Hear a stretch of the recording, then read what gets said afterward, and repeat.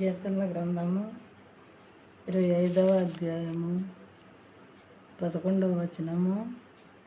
యెహోవా, నా పాపము బహుఘోరమైనది, నీ నామమును బట్టి దానిని క్షమించుము.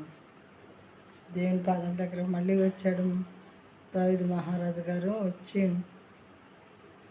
యెహోవా, నా పాపము బహుఘోరమైనది.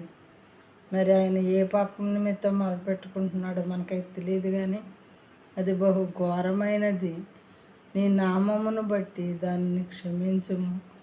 అయ్యా, పాపాలని క్షమించటానికి మీకొక్కరికే అధికారం ఉన్నది యూనివర్స్లో.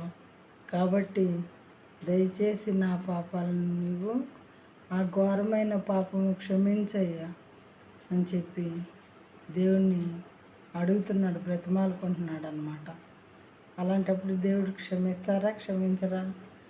తప్పకుండా ఒక తప్పు చేసినప్పుడు నా దగ్గరికి వస్తాడా రాడా నా బిడ్డ అని దేవుడు చూస్తూ ఉంటారు.